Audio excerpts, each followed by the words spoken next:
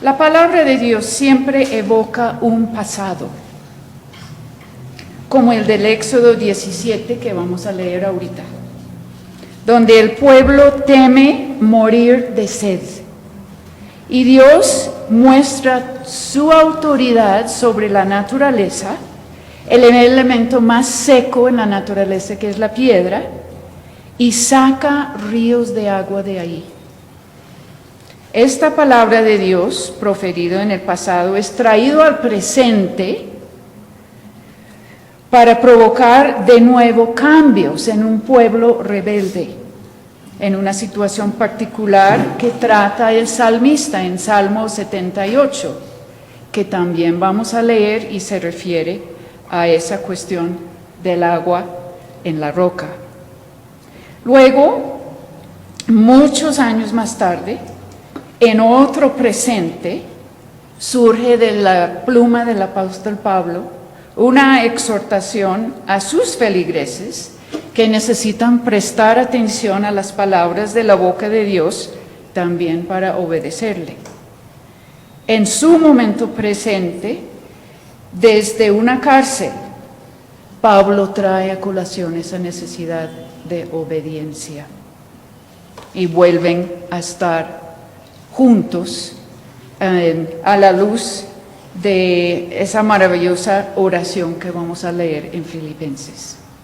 Luego, otro momento presente surge en la pluma del evangelista Mateo, que también está preocupado por su auditorio y les profiere una palabra que muestra la autoridad de Jesús sobre los fariseos y sobre el pueblo en el templo. Vamos a escuchar esas 4 lecturas sobre la sed, las quejas del pueblo, la observación años más tarde del salmista que ve la necesidad de que su pueblo otra vez presta atención a la palabra, Filipenses, donde tenemos esta gloriosa figura, imagen de Cristo descendiendo como agua viva, roca viva a la tierra para redimirnos, y luego sus propias palabras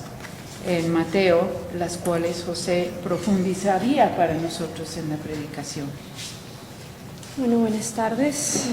Buenas tardes. Vamos a leer Éxodo 17 del 1 al 7. Y dice: toda la comunidad israelita partió del desierto de Sin por etapas, según lo había ordenado el Señor. Acamparon en Refidim, pero no había allí agua para que bebieran. Así que altercaron con Moisés. «Danos agua de beber», le exigieron. Moisés responde: «¿Por qué pelean conmigo? ¿Por qué provocan al Señor?». Pero los israelitas estaban sedientos y murmuraron contra Moisés. «¿Para qué nos sacaste de Egipto?», reclamaban. «¿Solo para matarnos de sed a nosotros, a nuestros hijos y a nuestro ganado?». Clamó Moisés entonces al Señor y le dijo: «¿Qué voy a hacer con este pueblo? Solo falta que me maten a pedradas». «Adelántate al pueblo», le aconsejó el Señor, «y llévate contigo algunos ancianos de Israel llévate también la vara con que golpeaste el Nilo. Ponte en marcha, que yo estaré esperándote junto a la roca que está en Joreb. Aséstale un golpe a la roca y de ella brotará agua para que beba el pueblo». Así lo hizo Moisés a la vista de los ancianos de Israel. Además, a ese lugar lo llamó Masá y también Meribá, porque los israelitas habían altercado con él y provocado al Señor al decir: ¿está o no está el Señor con nosotros? Esto es palabra de Dios. Señor. Vamos a leer también el Salmo 78. Vamos a leer primero los versículos del 1 al 4 y luego vamos a leer del 12 al 16.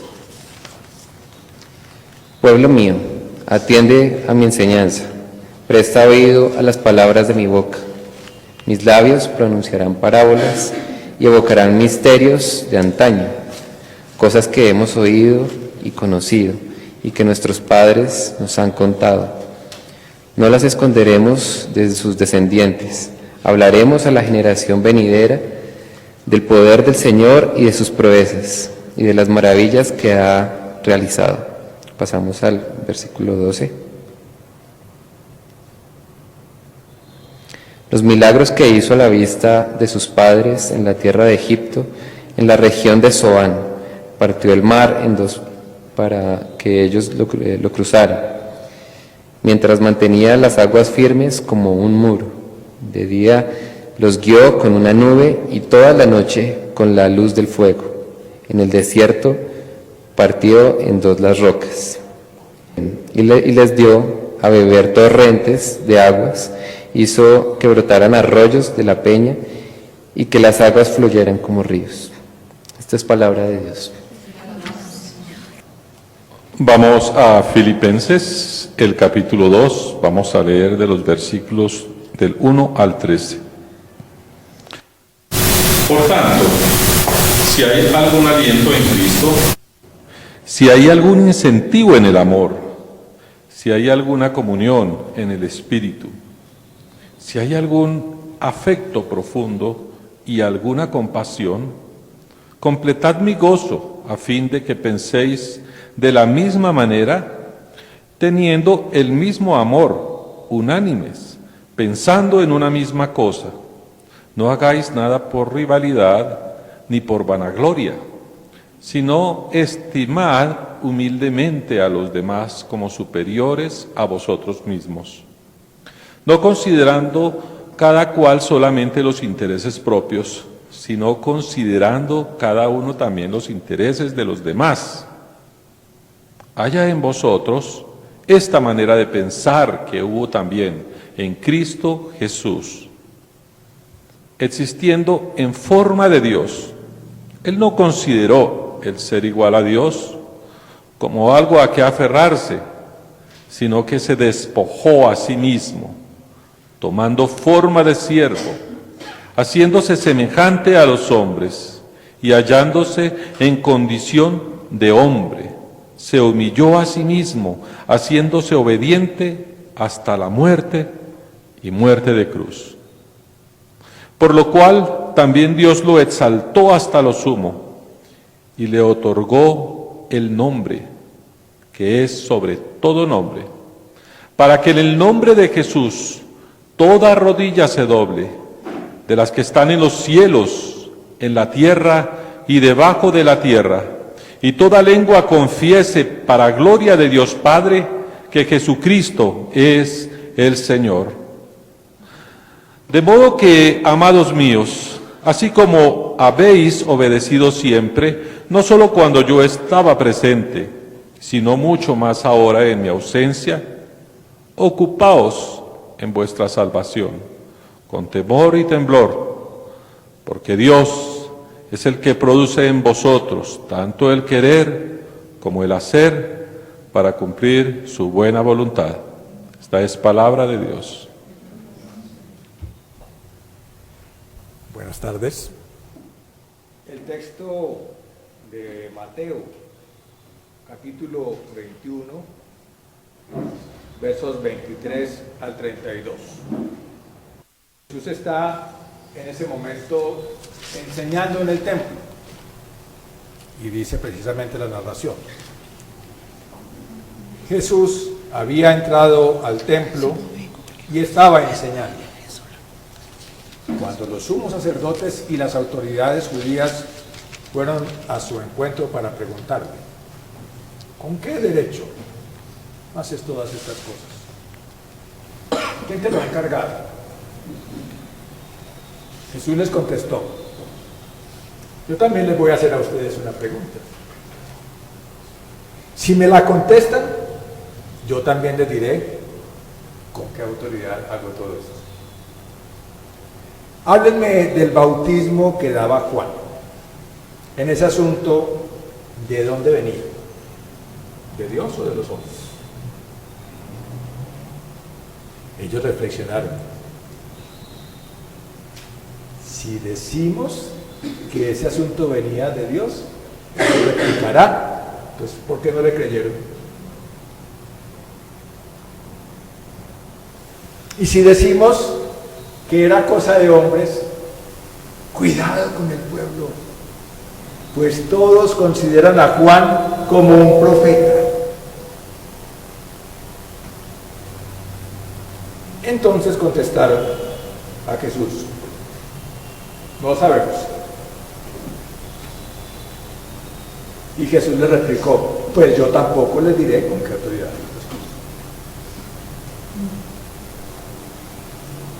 Y Jesús agregó: pero díganme su parecer. Un hombre tenía 2 hijos. Se acercó al primero para decirle: hijo, ¿o tienes que ir a trabajar a la viña? Y él respondió: no quiero. Pero después se arrepintió y fue. Luego el padre se acercó al segundo y le mandó lo mismo. Este respondió: ya voy, señor. Pero no fue. Ahora bien, ¿cuál de los dos hizo lo que quería el padre? Ellos contestaron: el primero. Entonces Jesús les dijo: en verdad se los digo, en el camino al reino de los cielos, los publicanos y las prostitutas andan mejor que ustedes. Porque Juan vino a abrirles el camino derecho y ustedes no le creyeron. Mientras que los publicanos y las prostitutas le creyeron. Ustedes fueron testigos, pero ni con eso se arrepintieron y creyeron. Palabra de Dios.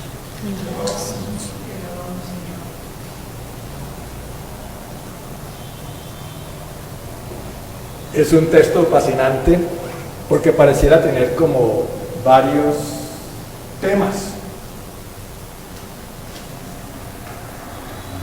Además, dentro del contexto de las otras lecturas que ya Gale introdujo de una manera panorámica que nos permite ensamblar ese hilo conductor, efectivamente se trata de un concepto de autoridad. ¿Está Dios presente?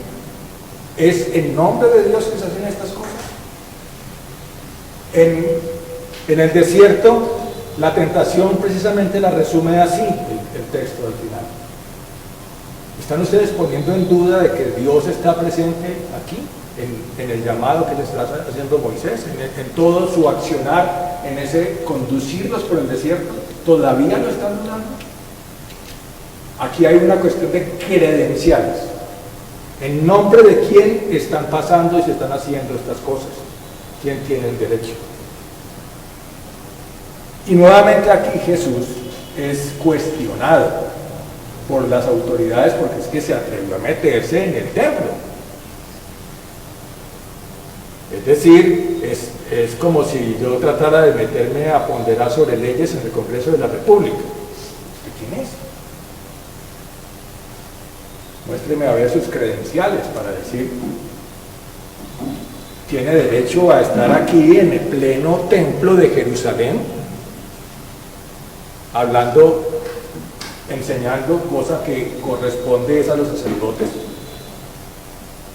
Hay una cuestión aquí de muéstreme sus credenciales. ¿Con qué poder? ¿Con qué autoridad?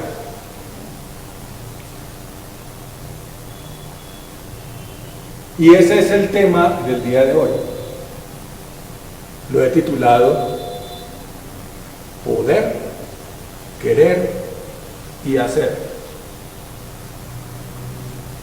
Como una lista de 3 cosas, pero también como una frase. Qué importante sería poder, querer y hacer. Pero ya vamos a ver a las dos palabras posteriormente. Es muy simpática la encrucijada en que nos pone Jesús. Porque evidentemente hay un argumento de autoridad de la que está revestido Jesús. Y va a mencionar a tres fuentes de autoridad igualmente legítimas. Juan, evidentemente estaba lleno del Espíritu y Jesús se ha referido a él como el más grande de los nacidos de mujer, el más gran profeta, el más grande de los hombres haciendo una misión humana para conectar ese Antiguo Testamento con el Nuevo Testamento. Llega el momento de arrepentirse y de creer en el Evangelio. Llega el momento de dar frutos de arrepentimiento. Y Juan es respetado profundamente por la comunidad espiritual del momento y tenía, como dicen aquí los mismos maestros de la ley, tenía profundo respeto, tenía autoridad. La palabra es exousia y se refiere precisamente a eso, a estar revestido no solamente de las credenciales, sino del poder de Dios para actuar. Evidentemente Jesús es el Hijo de Dios y está plenamente autorizado para hablar en la casa de su Padre, pero les está hablando también a los que están revestidos de plena autoridad, que son los sacerdotes. Ellos, desde el mismo desierto, fueron constituidos como una clase especial que podía tener contacto con el mismo Dios en el lugar santísimo. Estaban perfectamente autorizados para ser esos pastores del pueblo que tenían que guiarlos, y entonces a ellos eran los que les correspondía enseñar. Entonces aquí no hay una competencia de autoridades. Las tres son plenamente llenas de credenciales, llenas de poder, de respaldo de Dios para hacer lo que deben hacer. Ahí es donde viene el problema.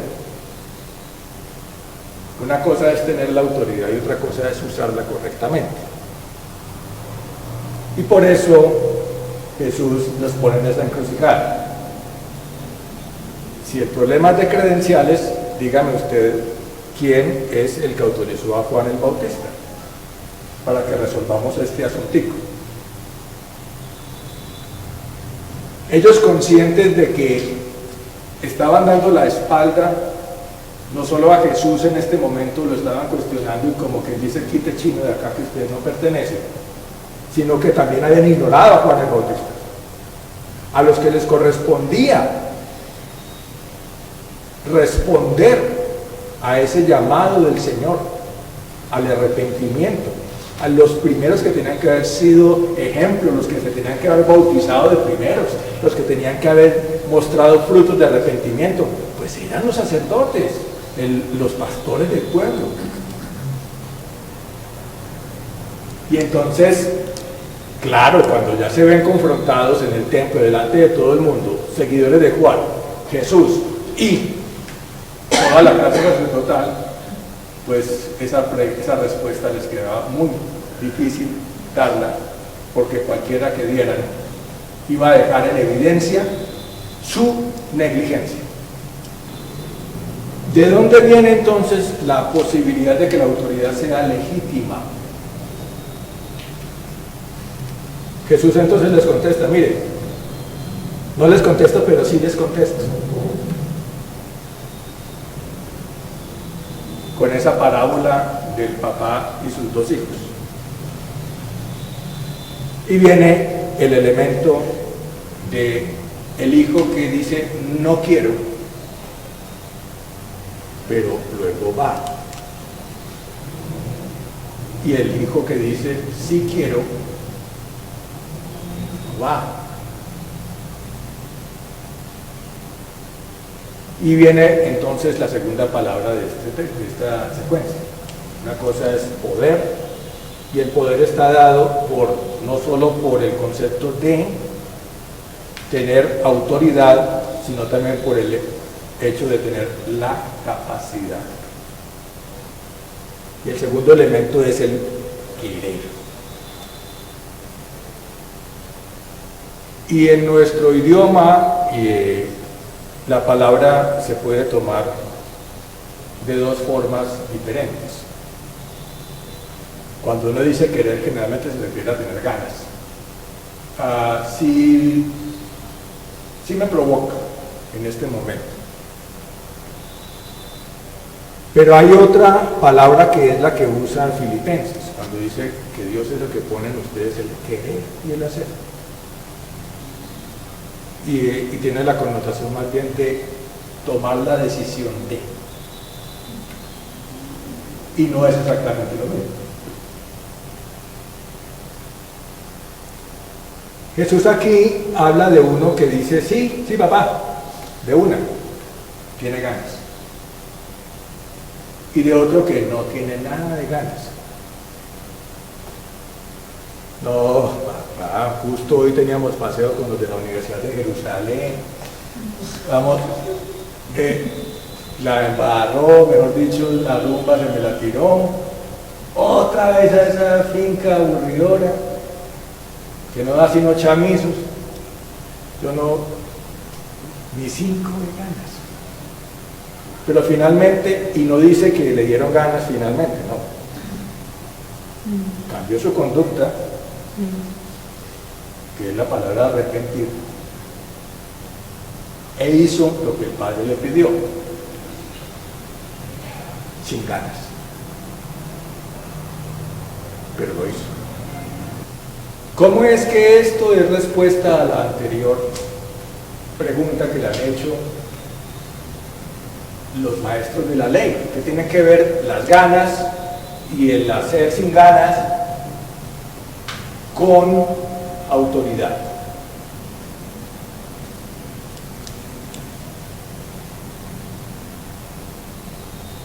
Porque entonces empieza a decir el Señor cosas muy fuertes, palabras muy... O sea, los que dicen que Jesús no decía palabrotas no han leído estos pasajes. Hoy en día nos ofendemos mucho porque nos llamen pariente en primer grado de una trabajadora sexual. Pero Él les dijo a ellos que ellos eran peores. No solamente no llegan al nivel de parientes, sino que es que son peores que dos seres muy detestados para la moralidad y para las costumbres de pureza de los judíos, las prostitutas y los publicanos que cobraban impuestos para el imperio y que además eran la clase corrupta que muchas veces cobraba más de lo que correspondía en impuestos para su enriquecimiento ilícito. Y Jesús les dice a estos sacerdotes en su cara, en su templo, que ustedes son peores, que esas clases de personas despreciadas les llevaban mucha ventaja. ¿Por qué?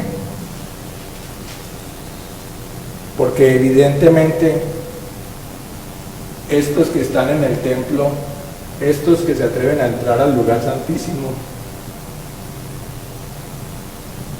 nominalmente son los que quieren, nominalmente son los que están dispuestos, es a los que les corresponde. Y aparentemente son los cumplidores, pero no están haciendo la voluntad del Padre.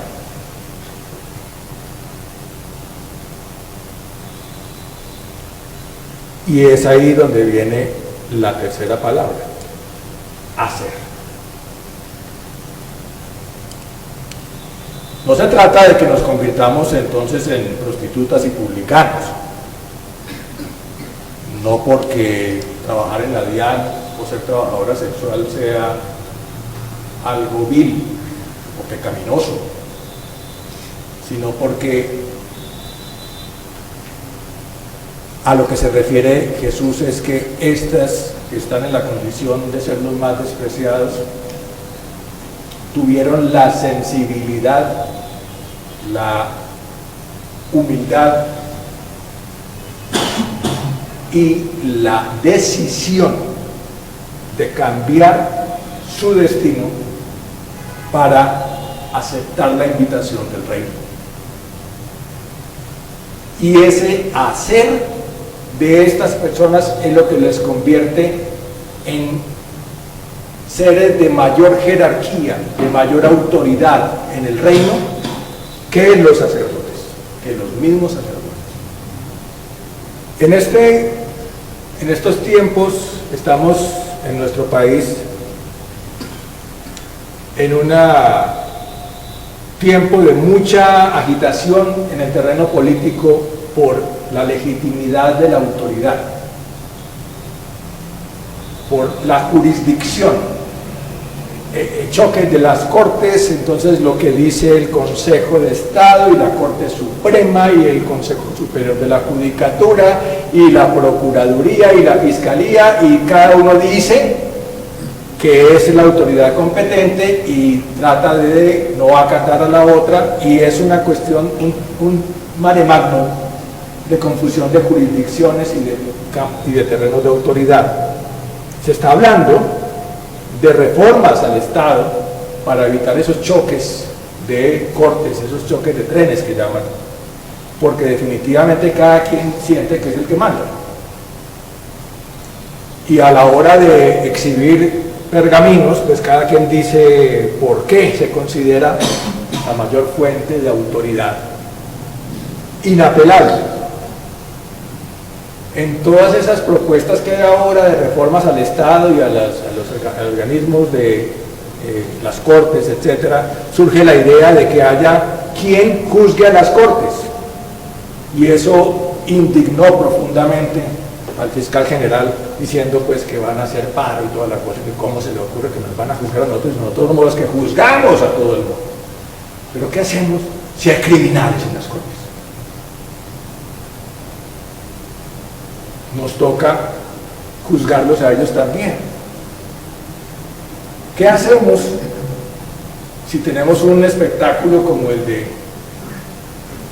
un juicio político a un expresidente implicado en la parapolítica, pero convocado por uno que está untado de parca? Y entonces el uno le dice terrorista y el otro le dice paraco, y esas son nuestras autoridades. Pero no nos vayamos a niveles tan altos. ¿En qué queda la autoridad de la Iglesia cuando estamos presenciando escándalos de corrupción, de enriquecimiento ilícito, de tergiversaciones de la palabra, de negocios? ¿Cómo está nuestra autoridad en el hogar? ¿Cómo está esa manera de dar el amor, pero también de dar la firmeza, de dar la directriz clara, de dar ejemplo? ¿Cómo estamos en nuestro ejercicio laboral y profesional? El manejo de poderes en la oficina, en el trabajo, con mis subalternos, con mi empleada en la casa y en la vida personal. Uno tiene que saberse mandar a sí mismo.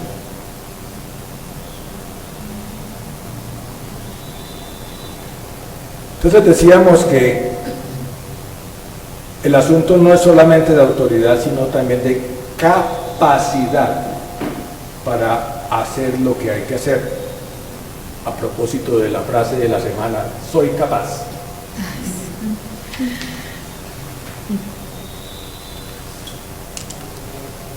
Para ello se necesita el siguiente paso, que es el querer. Y una cosa muy distinta, como decía ahora, es el sentir ganas, y otra cosa es el de tener la decisión de hacer. Y resalto nuevamente que ese hijo que no tenía ganas pero hizo, es reconocido, es señalado aquí por Jesús como el que hizo la voluntad. Entonces aquí nos quedamos con esa frase de Filipenses, como así que Dios produce tanto el querer como el hacer, contrastado con este que no tenía ganas pero hizo. Y me temo que está apuntando más, como les decía, al acto de tomar la decisión que al fenómeno de tener ganas. Por supuesto que Dios puede hacer cualquier cosa. Hay veces que Dios le hace dar a uno ganas de hacer lo correcto. Pero yo creo que esa es más la excepción que la regla. Sería maravilloso que uno tuviera ganas de no tratar con desprecio al que le cae gordo. Que uno tuviera ganas de perdonar al tipo que acaba de pasar con el carro y salpicó sin mirar que uno estaba vestidito de blanco muy elegante ese día. Sería muy rico que uno le dieran ganas de esas cosas, que uno le dieran ganas de ser generoso. Y a veces sí, pero yo creo que son muchas las veces en que no. Sin embargo, dice que Dios produce el querer. ¿Cómo? Yo creo que en gran parte está dado por el hecho de que Dios nos dice qué es lo que quiere de nosotros. ¿Qué espera? Nos lo está diciendo claramente en la palabra, nos lo dice claramente con su ejemplo, con el ejemplo de Jesús mismo. Y fíjense ustedes que Jesús es ese ejemplo clarísimo del que no queriendo hace. No se haga mi voluntad, no la tuya. Si es posible, aparta de mí esto. Yo no quiero. ¿Quién va a querer?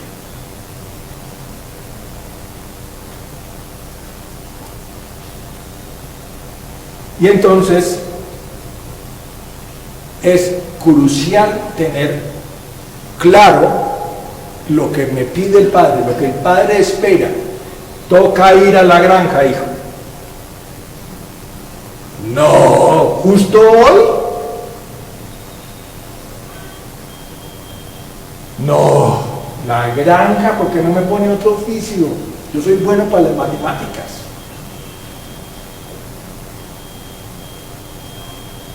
La granja, le dije. Y entonces, hacer. Y aquí en Filipenses nos hace una bonita, pues es un texto hermoso, realmente todo. Pero cita ese himno hermoso que ahora vamos a cantar y que me encanta, en donde menciona cómo Jesús se despoja de su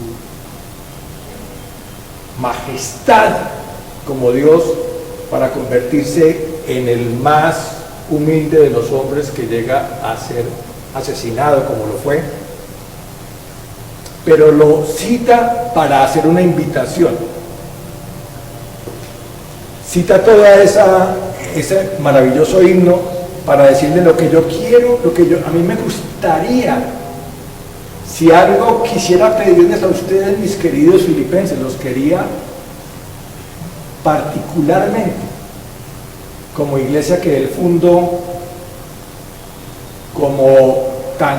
y ellos lo querían tanto que estando él en la cárcel le mandaron regalitos, le mandaron una ayudita y él la aceptó, que muchas veces Pablo no la aceptaba de cualquiera, tenía la confianza con ellos como para aceptar.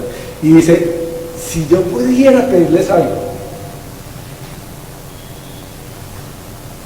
es que se tengan entre ustedes compasión, ternura, sean capaces, dice aquí en esta traducción, capaces de compasión y ternura, que tengan al otro como más importante que a ti mismo, que no busques nada por vanagloria, que estés al servicio de los otros. Es una manera muy bonita de resumir el mandamiento. El mandamiento finalmente es el amor, pero no el amor ni siquiera el que me tengo a mí mismo, es el amor, aquí dice, ¿cuál? Como Cristo que se despojó, no como te amas a ti mismo, no como tú amas normalmente a la gente, es como esto, por eso suelta toda esta hermosa descripción de cuál es la magnitud y la hermosura del amor de Cristo. Y ese es el hacer que Pablo espera sea manifiesto entre estos amados filipenses. Y se los pone clarito. No crean que es que ustedes se van a enamorar los unos de los otros. No crean que es que eso les va a surgir espontáneamente. ¡Ay, cómo nos amamos! ¡Qué maravilla! Yo te quiero servir, quiero portarme como inferior a ti para exaltarte a ti. Eso no les van a hacer automáticamente. A ustedes les va a tocar procurar con temor y temblor, esforzarse para hacer esa voluntad de Dios. Dios les produce a ustedes el querer, es porque les dice qué es lo que espera de ustedes, pero a ustedes les toca tomar esa decisión. Y la palabra que usa ahí es específicamente esa. En las otras partes donde en el Nuevo Testamento se usa ese querer, se refiere a una toma de decisión. Algunas traducciones ponen ese versículo donde dice procuren su salvación con temor y temblor, lo dicen con esmero. Me parece un eufemismo muy tibio para las palabras que usa aquí. La palabra que usa para temor es phobos, fobia, es miedo. No es como dicen, el temor a Dios es respeto, reverencia, veneración. No, es aquí usa la palabra phobos. Las partes donde en el Antiguo y el Nuevo Testamento se usa esa palabra son cuando la gente realmente entra en terror. Cuando Jesús llega caminando sobre la roca, ellos dicen, ¡un espanto! Ese es el miedo. No es, oh, ¿cómo te respetamos, maestro? Que sería el temor reverente. No, aquí es temor y temblor. Es decir, la cosa es en serio. Si no nos esmeramos de esta manera, procurando la salvación, hay que tener miedo a lo contrario, a no tener esa salvación. Ahora, aquí me meto en un tema bastante delicado. ¿Está usted hablando de que uno podría perder la salvación? Le toca irse a otro púlpito porque aquí somos calvinistas. No somos calvinistas, somos anglicanos. Pero sí la reforma de Lutero y de Calvino la aceptamos, la acogemos como un aporte realmente valioso a la doctrina, en contraposición a la creencia de que había que ganarse la salvación. Y eso sí es una herejía, decir que no se puede ganar la salvación. La salvación es gratuita. Y dice muy claramente Pablo en otro texto, dice, ¿quién podrá apartarnos de ese amor de Cristo? Ni potestades, ni poderes humanos, ni celestiales pueden apartarnos. ¿Saben qué? Excepto tú mismo. Porque hay una cosa que sí tiene el Señor y es que no te obliga. Te invita. El pasaje es gratis, pero te tienes que subir al bus. Tú puedes tener el pasaje gratis, tómalo, ahí está, nadie se lo puede quitar, está con nombre propio. Ni siquiera sin raponero lo lleva, mire, está marcado, es suyo. Tu nombre está escrito en el libro de la vida, no te tienes que subir al bus. Si no te subes al bus, el pasaje no te sirve de nada. Y más o menos a eso se refiere la dicotomía entre puede perderse la salvación, lo único que te puede privar de la salvación eres tú mismo, si no acoge la invitación, y la invitación está muy clara, es a hacer la voluntad del Padre. Y esto puede sonar a terrorismo, pero es que aquí Pablo dice, con phobos, con miedo. Si tú no te esmeras, si tú no te ocupas con ese esmero, pues te estás perdiendo de la oportunidad, te deja el bus. Y el peor escenario del mundo es que tú no aproveches la invitación que el Señor te está haciendo. A eso hay que tenerle miedo. En un texto que tendremos más adelante, si Dios quiere, del mismo Mateo, cómo concluye toda la parte expositiva del Evangelio de Mateo, es cómo relata cuál será el juicio final. Y a riesgo de pronto de estar salpicando el sermón de quien va a tener ese texto, quiero que recordemos que ese texto, ese juicio final no se refiere al querer ni a los pergaminos, se refiere al hacer. Vengan a mí benditos de mi Padre porque tuve hambre y me diste de comer, etc. Se refirió a un hacer, no a un saber, no a una autoridad, se refirió a un hacer. Por eso, en estas tres palabras, poder, querer y hacer, se resume la invitación del Señor. Está perfectamente legitimada la autoridad del Señor. Nosotros estamos como iglesia, como hijos de Dios, perfectamente revestidos del poder y de la autoridad, porque mora en nosotros el Espíritu de Dios mismo. Estamos no solamente llenos de autoridad, sino llenos de todo su poder. Por lo tanto, estamos demandados a tomar la decisión de hacer la voluntad del Padre, la cual está en una forma un poco resumida, pero que podría ser una forma de decirlo como está dicho en Filipenses. A ese despojarnos como lo hizo Jesús, para tener al otro como más importante que yo, para actuar en armonía, para amarle, para servirle, y de esa manera estoy haciendo la voluntad de Dios. Damos gracias a Dios por su palabra, por su enseñanza, y oremos.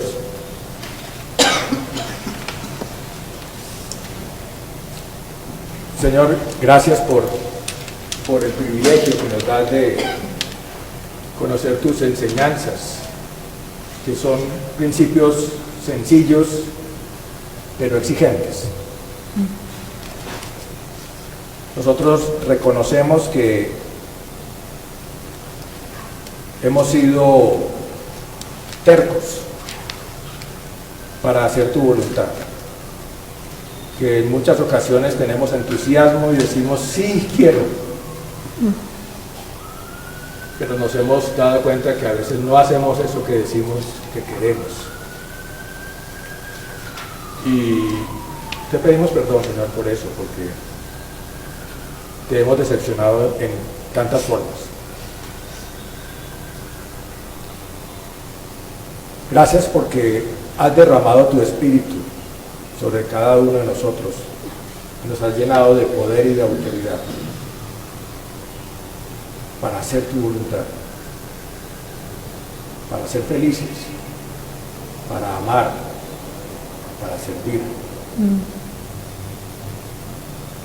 Queremos, Señor, pasar de del entusiasmo, pasar de las ganas a la decisión y a la acción a la que tú nos invitas.